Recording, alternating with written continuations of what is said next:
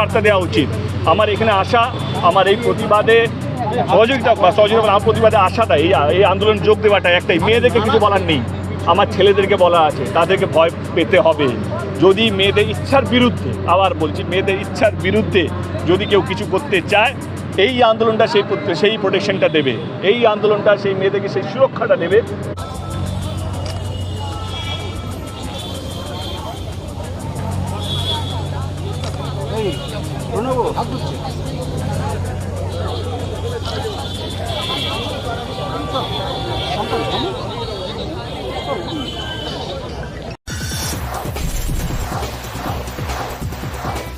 বার্তা দেওয়া উচিত। আমার এখানে আসা, আমার এই প্রতিবাদে সহযোগিতা আমার প্রতিবাদে আসাটা, এই আন্দোলন যোগ দেওয়াটা একটাই, মেয়েদেরকে কিছু বলার নেই, আমার ছেলেদেরকে বলা আছে তাদেরকে ভয় পেতে হবে। যদি মেয়েদের ইচ্ছার বিরুদ্ধে, আবার বলছি মেয়েদের ইচ্ছার বিরুদ্ধে যদি কেউ কিছু করতে চায়, এই আন্দোলনটা সেই প্রোটেকশনটা দেবে, এই আন্দোলনটা সেই মেয়েদেরকে সেই সুরক্ষাটা দেবে। যে ছেলেরা ভয় পাবে, সে বাংলায় হোক, বর্ধমানে হোক, কাশ্মীরে হোক, কন্যাকুমারীতে হোক, গুজরাটে হোক, ত্রিপুরাতে হোক, কেন প্রত্যেক দিন আমাদের সোশ্যাল মিডিয়া থেকে কিছু না কিছু আসতেই থাকে। কেনই বা হবে সেটা? কারণ আমরা পলিটিক্যালি এতটা বেশি মোটিভেটেড, আমরা সারাক্ষণ ভাবি যে কীভাবে এই রাজ্যের সরকারটা ফেলবো, কীভাবে ওই রাজ্যের সরকারটা কিনবো, এইটা নিয়ে যদি সারাক্ষণ টাইমটা লাগে, তাহলে আমরা যে মানুষকে যেটা সবচেয়ে বেশি দরকার এখন এই মুহূর্তে দাঁড়িয়ে, যেটা সবচেয়ে বেশি দরকার ভারতবর্ষে, সেটা হচ্ছে নারীর নিরাপত্তা। এবং সেইটা একমাত্র জিনিস হবে, মানুষ যেন ভয় পায়। এবং ভয় কীভাবে পাবে? যখন এই ক্যাপিটাল পানিশমেন্টটা শুরু হবে, 1 মাসে 2 মাসের মধ্যে যেন তারা শাস্তি পায়। শাস্তিটা হচ্ছে একটাই, সেটা হচ্ছে ফাঁসি।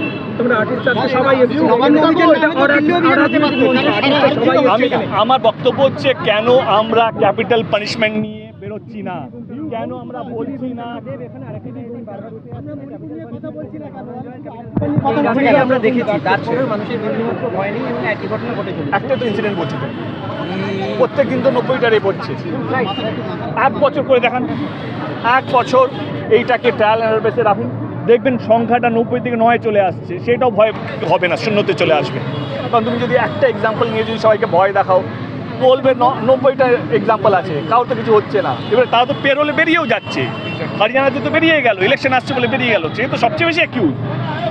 তার নামে তো একটা অভিযোগ নয়, ঘুরি অভিযোগ, সে বেরিয়ে যাচ্ছে। কারণ আমাদের দেশটা পলিটিক্স নিয়ে সবচেয়ে বেশি মাতামাতি আছে। বলো কোন রাজ্যে কোন সরকারটা ভাঙতে হবে, এক্ষুনি চলে আসবে। বলো ইউডিসির হাতটা শক্ত করতে, সেই লগুলো রাতারাতি চলে আসবে।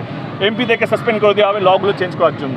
আমি বলছি না এটা বিজেপি টিএমসি, আমি চাইছি, আমি এই মুহূর্তে যেটা দেখতে পাচ্ছি, বিজেপিও একটাই জিনিস চাইছে, কংগ্রেস একটা জিনিস চাইছে, সিপিএম একটা জিনিস চাইছে, সাধারণ মানুষ একটা জিনিস চাইছে, সেটা হচ্ছে যারা রেপ করেছে তারা যেন ফাঁসি পায়। এবং যারা রেপ শুধু বাংলায় নয়, যারা রেপ আমাদের দেশে করে, প্রত্যেকটা মেয়েকে, তাদের সবারই ফাঁসি চাই। যারা নবান্ন অভিযান বলছে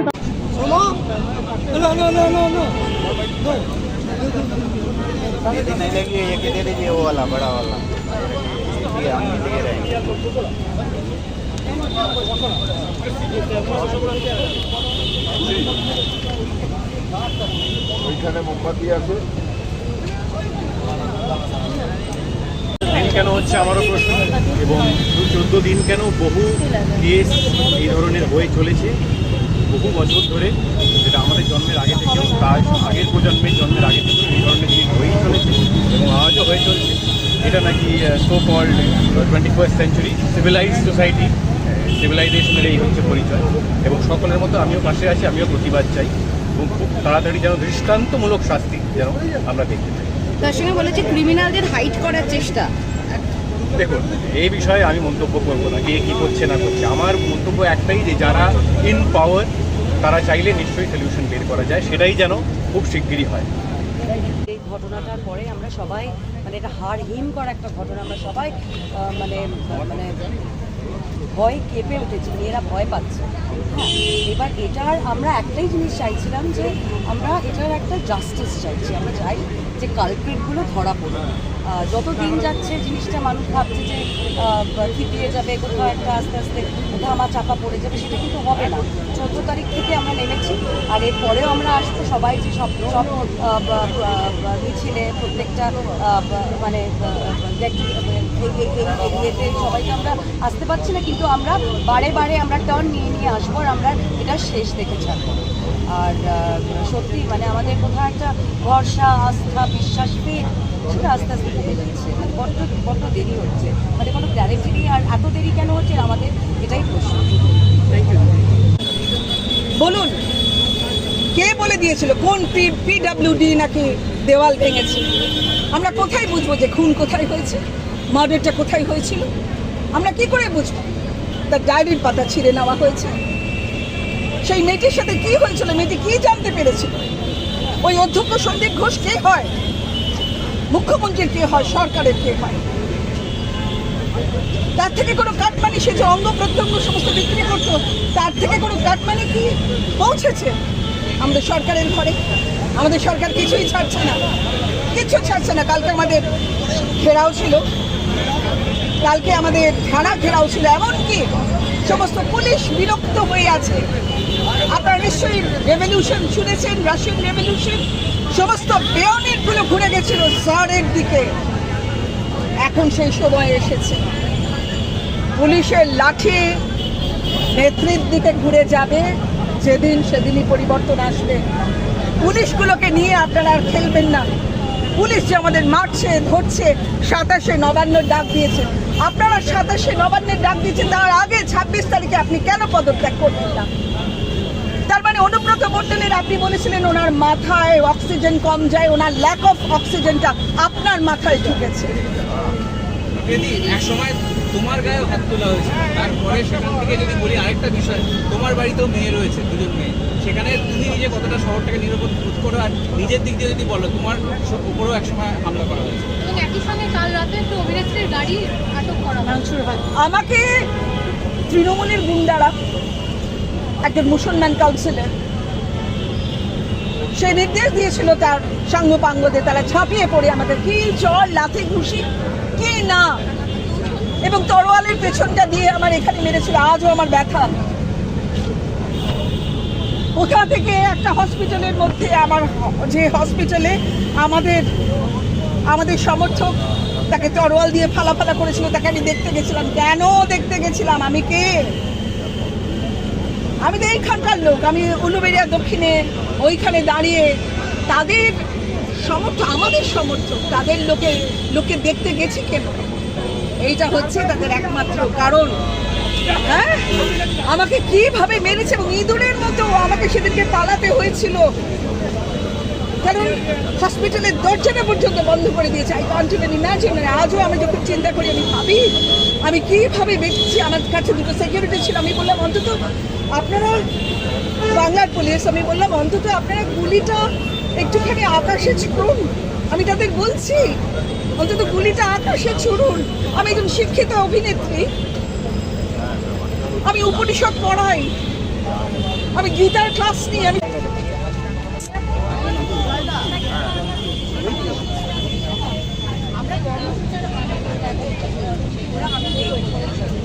জানি না, জিজ্ঞেস করলাম এটাই আমাদের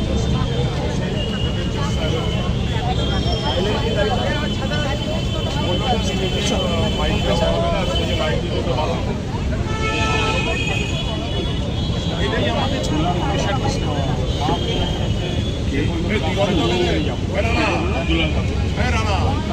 বিচার অধরা বলা যায় সুরাহা মেথি। এবং আরও একটা প্রশ্ন যেটা আসছে, 2024-এ যার দাঁড়িয়ে ও মেয়েদের নিরাপত্তা নিয়ে প্রশ্ন উঠছে, রাতে কাজ না করার একটা কথা উঠেছে, তো সেটা নিয়ে কি বলবেন? যে অবস্থায় এসে দাঁড়িয়েছি আমরা, সে রাতের কাজের তো মানুষ যদি নিরাপত্তা না পায় তাহলে মানুষ, ডাক্তারগুলো কাজ করবে, আর বাদ বাকি যতগুলো আজকে প্রত্যেকটা সেক্টরে রাত্রিরে নাইট শিফট করে, নিরাপত্তা যদি না পায় তাহলে কাজ সত্যি তো ভয় পাবে সবাই। বাচ্চারা ভয় পাবে, প্যারেন্টসরা ভয় পাবে।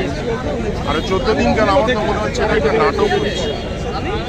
এটা তো পরিষ্কার বোঝা গেছিল প্রথম দিনই, যেটা বলেছিল যে এটা একজনের দ্বারা এই রেপটা করা হয়েছে। কিন্তু সেই সঞ্জয় রায় যাকে ধরা হয়েছে, তার গায়ে যারা মঞ্চের সামনে দাঁড়িয়ে আছেন দয়া করে পেছনে যে চেয়ারগুলো পাতা আছে সেখান থেকে বসুন। একটু সবার তলে যারা নতুন আসছেন তাদেরও সুবিধা হবে, তারাও একটু হাঁটাচলা করার জায়গা পাবেন। দয়া করে মঞ্চের সামনে যারা দাঁড়িয়ে আছেন তারা একটু পিছনেই দেখুন, চেয়ারগুলো আছে সেই চেয়ারগুলোয় বসুন।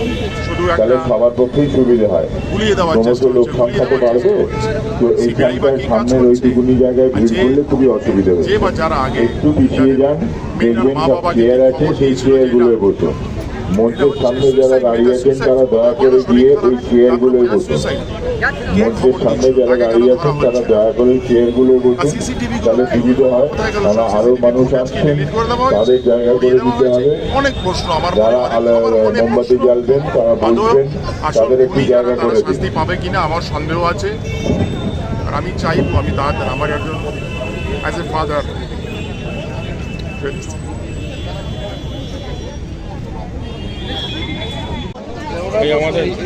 রাজ্য সরকার তো চাইছে হতাশ হোক, কিন্তু রাজ্য সরকার বুঝতে পারছে না এটা এই আগে যেমনভাবে পেরেছিলেন তেমনি পারবেন না। এবার কোনো পলিটিক্যাল পার্টি রাস্তায় নামেনি, এবার মানুষ নেমেছে। জনরোষের সামনে এসব করা যায় না। এবং সবচাইতে বড় কথা, সকালবেলা সেদিনকে যারা বলেছিল, যে দুটো ডাক্তার বলেছিল যে আত্মহত্যার, তাদের ধরা হচ্ছে না কেন? পুলিশ কি করছে? যে পুলিশ অফিসার ডায়েরি নিতে অতক্ষণ দেরি করেছিল, সেই পুলিশ অফিসার কোথায়? কেন 6টার পরে পোস্টমর্টম হয়েছে? অত তাড়াহুড়ো করে পোস্টমর্টম হয়েছে কেন? আর একটা লোককে এনে দাঁড় করিয়ে দিয়েছে, বলছে সে নাকি খুন করেছে। তার কোথায় ডিএনএ টেস্ট হয়েছে? তাহলে আমি গিয়ে দাঁড়িয়ে বলে ফেললাম আমি খুন করেছি, আর আমি সঙ্গে সঙ্গে আমাকে দেখিয়ে পশ্চিমবঙ্গ সরকার কমিটির ছাড়া দেখাচ্ছে। মানুষকে কি বোকা পেয়েছে নাকি? মানুষ এখন আর অত বোকা নেই। কিছু হতে নিশ্চয়ই পারে। অলরেডি এই সঞ্জয় রায় তো কান্নাকাটি শুরু করেছে কোর্টে গিয়ে, আমার ওপর চাপ আছে, আমি করিনি হুজুর। এখন বলছে কেন? কত লাখ টাকা দিয়েছে ওকে পশ্চিমবঙ্গ সরকার, এখন কান্নাকাটি করছে? একটা লোকের ডিএনএ টেস্ট হলো না, একটা লোকের সিমেন্ট টেস্ট হলো না, একটা লোকের কোনো রকম কোনো কিচ্ছু টেস্ট হলো না, জামা কাপড় টেস্ট হলো না, তাকে দাঁড় করিয়ে দিল পশ্চিমবঙ্গ সরকার আর সিপি। তো এই যে সিপি 2 বছরের জন্য এমনি জেল হয়, তার কারণ নির্যাতিতার নাম বলেছেন বলে, সেই সিপি এখনো বাইরে ঘুরে বেড়াচ্ছে কেন? আগে এই প্রশ্নগুলোর উত্তর দিন পশ্চিমবঙ্গ সরকার, তারপরে বাকি কথা বলবেন। যতক্ষণ না সদুত্তর পাওয়া যাচ্ছে ততক্ষণ প্রতিবাদ জারি থাকবে। আমি বারবার বলছি, প্রতিবাদ জারি থাকবে। এবং যারা প্রতিবাদ জারি রাখবেন, আমি সেই দলের মানুষ, কাজকর্ম চলবে। আর অনুরোধ করছি, ট্রোলার্সরা কিন্তু খুব পাওয়ারফুল হয়। হ্যাঁ, মানে যারা এই মুহূর্তে ট্রোল করছেন দেবলীনার মুখে মেকআপ কেন, কারণ দেবলীনার শ্যুট শেষ করার পর মেকআপ তুলে যে সময়টা নষ্ট হয়, সেই সময়টা নষ্ট করবে না। শ্যুট শেষ করে সোজা প্রতিবাদে আসবে। যারা এই মুহূর্তে ট্রোল করছেন যে দেবলীনার মাথায় ছাতা কেন, তার কারণ হচ্ছে আমি কালও মিছিলে হাঁটতে চাই, পরশুও হাঁটতে চাই, আজকে এরপর রাত্রে যেটা আছে সেটাতে যেতে চাই। কোনো কারণে যদি জ্বরে পড়ে যাই তাহলে বাড়ি আটকে যাবে প্রতিবাদ। তো আপনারা এই ট্রোলিংয়ের যে এনার্জিটা দেন, সেই এনার্জিটা না প্রতিবাদে দিন, তাহলে আরও সজোরে হবে প্রতিবাদটা। কারণ আপনারা লেখেন বড় ভালো, আপনারা লিখুন আপনাদের সোশ্যাল হ্যান্ডেলসগুলোতে, তাহলে আরও সজোরে হবে। আর যেটা বললাম যে এতদিনে পুরো ব্যাপারটা একটা হাস্যকর ব্যাপারে পরিণত হয়েছে, কারণ কেউ তো বোকা নয়। জনগণ বোকা কেন হবে? এটা একটা ওপেন শার্ট কেস, সেটা আমজনতা বুঝতে পারছে। এতদিন লাগে, একজন অভিযুক্ত এখনো অবধি ধরা পড়লো না। একজন অভিযুক্ত, শাস্তি তো দূরস্থান। আমি দৃষ্টান্তমূলক শাস্তির কথা বলছি, তার কারণ হচ্ছে যে ফাঁসি রেপ আটকাতে পারেনি, এনকাউন্টার রেপ আটকাতে পারেনি, মুহূর্তের উল্লাস আমরা করেছি, কিন্তু আটকানো তো কিছুই যায়। এবার যে শিক্ষা দিয়ে রেপ কালচারকে পুরো বন্ধ করে দেওয়া যাবে, তার অনেক বছর লাগবে, আগামী 50 বছর লাগবে। তার মধ্যে এখানে আটকানো কী করে হবে? দৃষ্টান্তমূলক শাস্তি, অর্থাৎ পুলিশের এমন শাস্তি দেওয়া হোক যে শাস্তিটা তাদের বাকি জীবন, মানে যতদিন বেঁচে থাকবে ততদিন ভোগ করতে হবে, এবং কী শাস্তি তারা পাচ্ছে তার ভিডিও, তার ফুটেজ জনগণের কাছে পৌঁছে দেওয়া হবে। মানে একটু তালিবানি শুনতে লাগছে হয়তো আমার কথাগুলো, কিন্তু আমি এটা বলছি তার কারণ হচ্ছে যে একমাত্র এমন শাস্তি যেটাতে ভয় পাবে, সম্ভাব্য রেপিস্টরা ভয় পাবে, সেটাই এই মুহূর্তের একমাত্র উপায় রেপ আটকানোর। আর কোনো উপায় নেই। আর আমরা ছাড়ব না, আমরা শেষ দাদা এতদিন হয়ে গেল, মানে প্রায় 15 দিন হতে চলছে, এখনো কোনো বিচার নেই এবং তোমরা আবারও রাস্তায়, তো কি বলবে সবটা নিয়ে? সবাই আশায় বাসে, আমরাও তাই আছি, আশাই চাইছি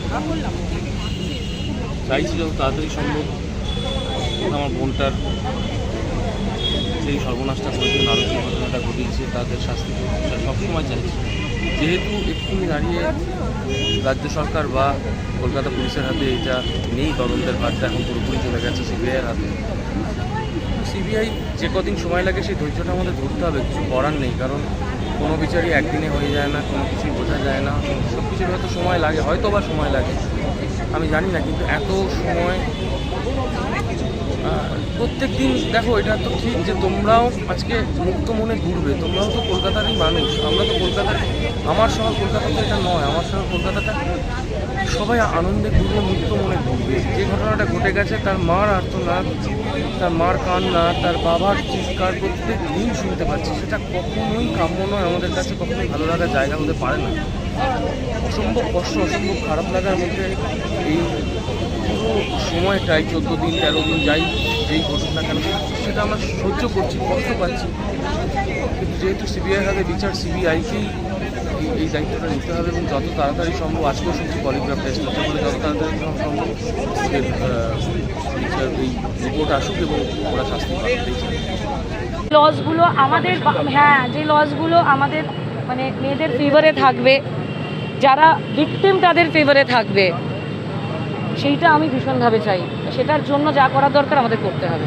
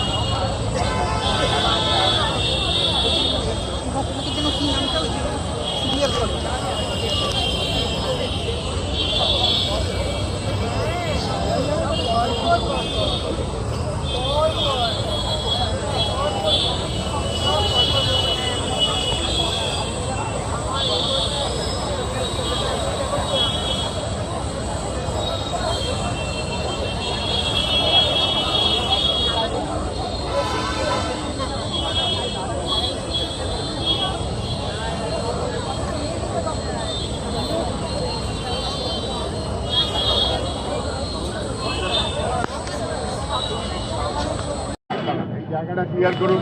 মানে সত্যি কথা বলতে একটু ফ্রাস্ট্রেটেড লাগছে, যেরকম সকলের লাগছে, এবং আমরা সত্যি চাই, আমার মনে হয় শুধু আমরা এখানে ইন্ডাস্ট্রি মানে অভিনেতারা এসছে এটা বলার জন্য তা কিন্তু নয়, আমরা কলকাতা শহরের হ্যাঁ, এবং কলকাতা শহরের বাসিন্দা হিসেবে সকলে প্রত্যেক দিন এটাই ডিমান্ড করছে যে তাড়াতাড়ি এটার বিচার হোক, আর দেরি করা না হোক।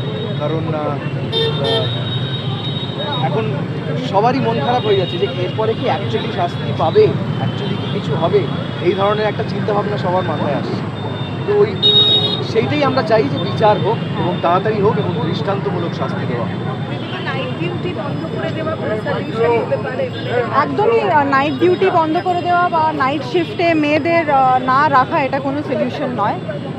আমরা যখন দাঁড়িয়ে উইমেন ইকুয়ালিটির কথা বলি, ছেলে মেয়েদের আমাদের সবসময় অ্যাটলিস্ট আমাদের ফিউচার প্রজন্মকে তো এটা শেখাতেই হবে যে ছেলে মেয়েদের মধ্যে সেরকম কোনো ডিফারেন্স নেই, এক জায়গায় সবাই কাজ করতে পারে, একভাবে তাদের পে রোল হওয়া উচিত, সবটাই। সেখানে দাঁড়িয়ে এটা কোনো সলিউশন নয় যে রাত্রিরে মেয়েরা কাজ করবে না।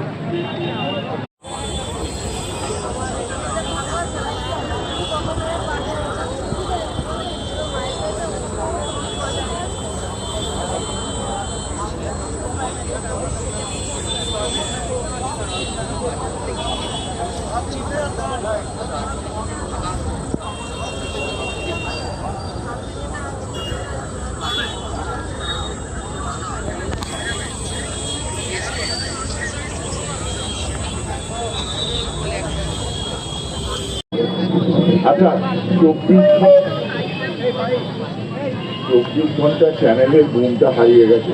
কেউ যদি খুঁজে পান 24 ঘন্টা চ্যানেলের যারা প্রতিনিধি আছেন, হ্যাঁ, তাদের কাছে একটু দিয়ে দেবেন। 24 ঘন্টা চ্যানেলের বুমটা হারিয়ে গেছে। কেউ যদি খুঁজে পান একটু নিচের দিকে তাকিয়ে দেখবেন।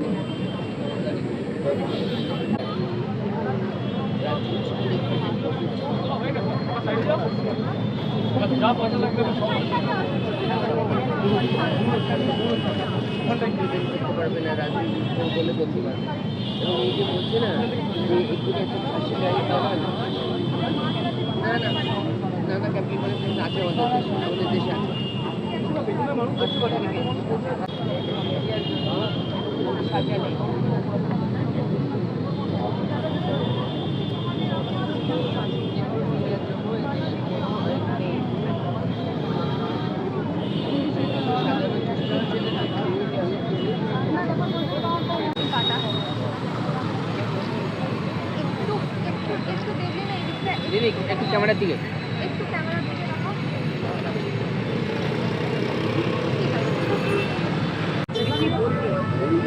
একই তো, আমাদেরও তো সেটাই একটাই চিন্তা যে কি জাস্টিসটা তো পাওয়া দরকার। আজকে দেশের আপামর জনসাধারণ বেরিয়ে এসেছে, আমাদের দেওয়ালে পিঠ থেকে গেছে, আমরা মানে প্রতিবাদ করতে তো প্রায় ভুলে যাচ্ছিলাম আমরা, সেই জায়গা থেকে প্রত্যেকে বেরিয়ে এসেছি।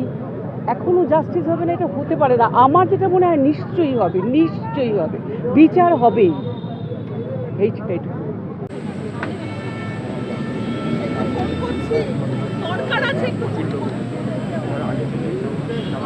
সাইড সাইড সাইড, এখান থেকে সাইড সাইড সাইড সাইড। এই প্লিজ বাবা, সাইডে যা বাবা, সাইডে যা, হাত জোড় করছি, সবার ক্যামেরা ব্লক করবো।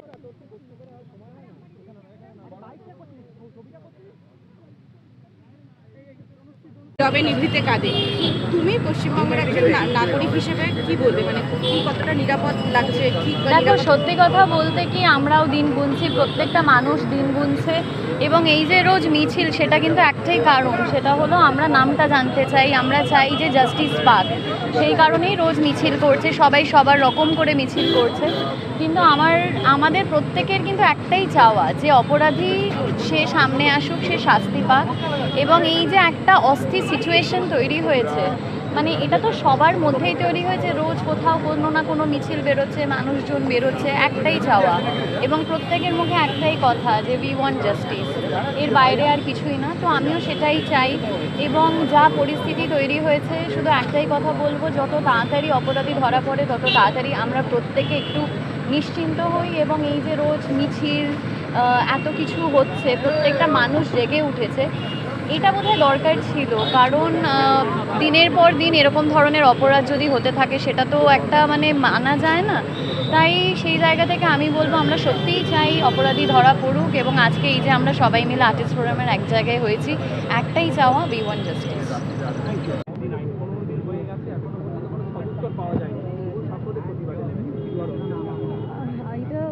আশ্চর্যজনক একটা বিষয় যে মানে পশ্চিমবঙ্গের মতো একটা উন্নত রাজ্যে যে এতদিন ধরে আমরা এটার জন্য অপেক্ষা করব, আর এই কথাটা বলতে হচ্ছে justice delayed is justice denied. যে শহর থেকে কোনোদিনই আমি ভাবতে পারিনি justice will be denied, specially for a women. আর মানে সিকিউরিটি নিয়ে প্রশ্ন উঠছে মেয়েদের, সেটা 2024-এ দাঁড়িয়ে সেটা আমি প্রথম দিন থেকে লিখে এসেছি যে এই সিকিউরিটির সম্বন্ধে কেন আমাদের আজকের দিনে দাঁড়িয়ে ভাবতে হবে। সেটা শুধু ওয়ার্ক প্লেসে কি, একটা মেয়ের তো সিকিউরিটিটা বাড়ি থেকে শুরু হয়, চার দেয়ালের ভেতর থেকে শুরু হয়। তো আমাদের থাকার জায়গা, আমাদের যে বাসস্থান সেটা, আমাদের কর্মস্থল, আমাদের কর্মস্থান সেটা, রাস্তাঘাটে যে কোনো জায়গায়। তো আমরা প্রতিনিয়তই এই খবরগুলো পাই যে কোথায় কেউ একটা রেপ হয়ে কিছু একটা হয়ে গেল, আমরা একটু খারাপ লাগে, আমাদের প্রচণ্ড খারাপ লাগে, বাজে লাগে, কিন্তু তা সত্ত্বেও আমরা অনেক কিছু করে উঠতে পারি না। তো এই মুহূর্তে দাঁড়িয়ে আমার মনে হয় আমরা প্রত্যেকে খুব হেল্পলেস ফিল করছি, কারণ আমাদের হাতে তো কিছু নেই। আমরা এটুকুই করতে পারি, আমরা বার্তাটা পৌঁছতে পারি। আর একটাই বিষয় আমরা সবাই চাইছি, প্রত্যেকের ভালো থাকা। আমি সবসময় বলি মানুষের জীবনের ঊর্ধ্বে কোনো কিছু হতে পারে না, কোনো কিছুই হতে পারে না। তো মানুষের ভালো থাকার জন্যই তো সবটা করা। এইটাই যদি না হয় আমরা যদি এখনও ভাবি যে আমরা সিকিউরড নই, আমাদের নিজেদের রাজ্যে সিকিউরড নই, তাহলে সেটা কি করে মানে এটা উপেক্ষা করা যায় না, কখনোই করা যায় না। রাজনীতি চলে আসে, রাজনীতিকরণ করা হয়। আমার বক্তব্য, আমি পলিটিসাইজ করতে চাই না বিষয়টাকে। I don't want to call it a political game, I will not. আমি খুব অরাজনৈতিক জায়গা থেকে কথাটা বলছি। আমরা কেউ এই পলিটিক্যাল নই, কিন্তু আমাদের কোনো রাজনৈতিক প্ল্যাটফর্ম থেকে দাঁড়িয়ে আমি কথাগুলো কোনো দিন বলিনি, বলবোও না। আমি একটা মনুষ্যত্বের জায়গা থেকে কথাটা বলবো। মানুষ হিসেবে ফার্স্ট থাম্ব রুল, যে পাশের বাড়ির মেয়েটা বা পাশের বাড়ির ছেলেটাও, মানে ছেলে মেয়ে নির্বিশেষে আমি বলবো, প্রত্যেকটা মানুষের ভালো থাকার একটা ন্যূনতম আমরা বেসিক, মানে এটা হিউম্যান অধিকার, এটা আমাদের রাইট, এটা বেসিক রাইট। সেইখানে দাঁড়িয়ে এই কথাটা উঠতে পারে না যে আমরা ভালো নেই বা আমরা সিকিউরড নই, আমরা নিজেদের জায়গায় সিকিউরড নই, আমাদের যে কোনো সময় যা কিছু হয়ে যেতে পারে। এইগুলো যাতে একটাই, আমরা সবাই মিলে প্রতিবাদ করছি বিভিন্নভাবে, সাইলেন্টলি অনেক কিছু বলছি, সব কিছু সোচ্চার করে বলতে হয় তা নয়। একটাই জিনিস যে we want justice, and we want justice in a way that this doesn't get repeated. This incident doesn't happen anymore nowhere in the world. মানে আমরা শুধু কলকাতার বুকে, কলকাতার মাঝখানে এই রকম একটা ঘটনা ঘটেছে, এরকম অপকারজনক একটা জঘন্য, সেখানে কতটা একটা বিকৃত মানসিকতার প্রকাশ পায়, সেই বিকৃত মানসিকতাটাকে আমরা প্রশ্রয় দেব না, আমরা কেউ দেব না। সেই কারণেই আমরা পথে নেমেছি, নামবো যতবার দরকার হবে। অ্যাডমিনিস্ট্রেশনের কাছে এইটুকুই আমাদের চাওয়া, আর তো কিছু চাওয়া নেই। যাচ্ছি আমরা জাস্টিস চাই। কোথায় যাচ্ছি, কোথায় আছি সেটা না ভেবে আমরা অন্তিম যেটা কনক্লুশন সেটা জাস্টিস। এক্স্যাক্টলি, আমরা এত বেশি কথা বলার আই থিঙ্ক কোনো প্রয়োজনই নেই, মানে একটাই শব্দ is enough, that is justice. Could be any of us, মানে আমার বোন, আমার মা, আমার ঠাকুমা, আর থেকে আসে যে কোনো একজন, যে আমার রিলেটিভ, তার জন্যই সবাই এক জায়গায় একত্রিত হয়েছে এই একটাই কারণের জন্য, জাস্টিস, দ্যাটস ইট। দোষীরা শাস্তি পাবে, আগুনটা নিভতে দেওয়া যাবে না। আগুনটা কিছুতেই নিভতে দেওয়া যাবে না, সেই জন্য এই সব কটা মোমবাতির আগুন মশাল হয়ে উঠেছে। সে মশালের আগুন ছড়িয়ে পড়েছে শুধু আমাদের রাজ্যে নয়, আরও সমস্ত রাজ্যে এবং দেশের বাইরে। আমি একটা জিনিসই বলতে চাই যে আমি নারী বলে আমাকে ভয় করো না। বিদ্যুৎ শিখার হাত দিয়ে ইন্দ্র তার বজ্র পাঠিয়ে দেন, আমি সেই বজ্র বহন করে এনেছি। ভাঙবে তোমাদের সর্দারির সোনাচ্চূড়া, যে কেউ এই সর্দারি করছে, ভাঙবে সর্দারির সোনাচ্চূড়া। আমার কথা নয়, রবীন্দ্রনাথ 100 বছরেরও ওপরে, অনেক বছর আগে লিখে গিয়েছিলেন, এবং রক্তকরবী এটা লাইন 100 বছর আগে রবীন্দ্রনাথ লিখেছিলেন, এই দিনটা দেখেছিলেন। তো হ্যাঁ,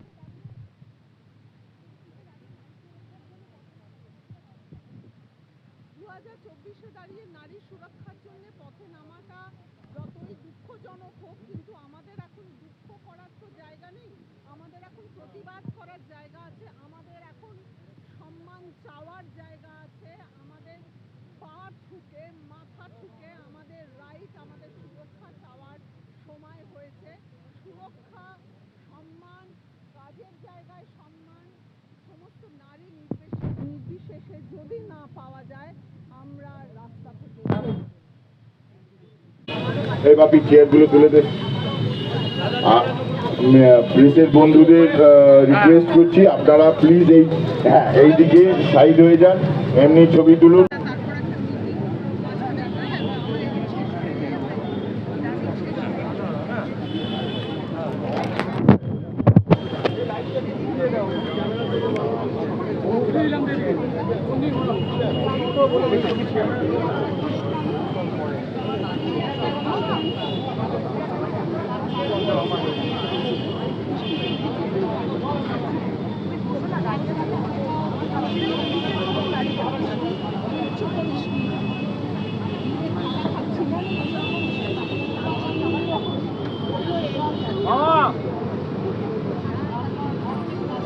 জন্য রেমুনারেশন দিতে হবে।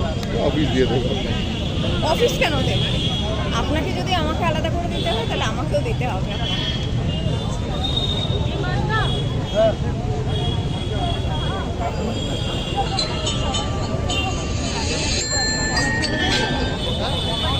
হ্যাঁ শোনো, বলো। হ্যাঁ বলো।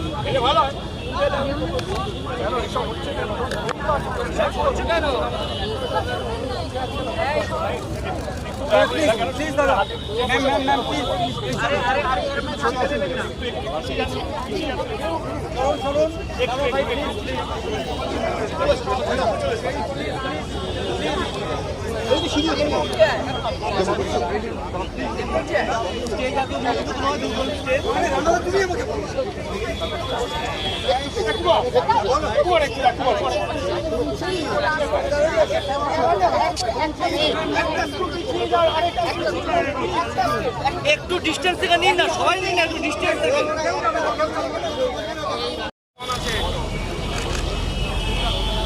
এইবার খেলাখেলি শুরু হলো তো ফেরে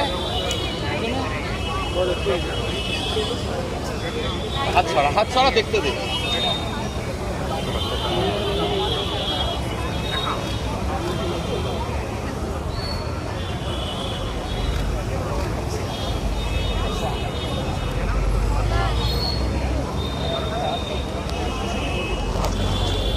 ঠিক আছে।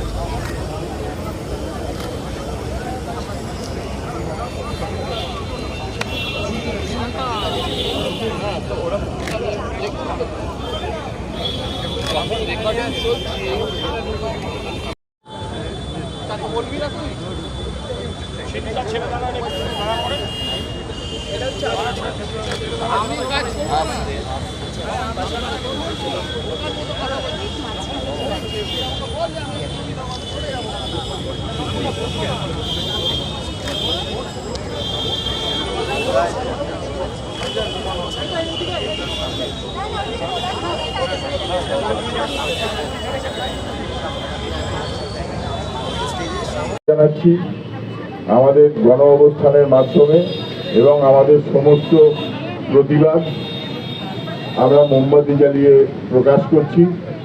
এখানে আপনারা যারা ভিডিও বাইট দিচ্ছেন, ভিডিও বাইট যারা নিচ্ছেন, এটা প্রত্যেকে যে যার মতামত প্রকাশ করছেন, কিন্তু আমাদের সমষ্টিগত মতামত হচ্ছে আমরা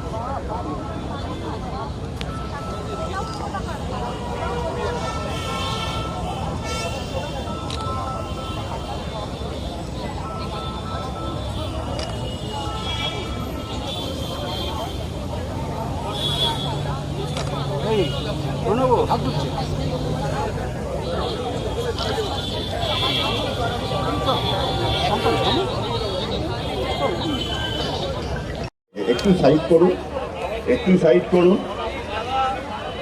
একটু সাইড করুন, সামনেটা একটু খালি করুন, সামনেটা একটু খালি করুন, সাইডে যান,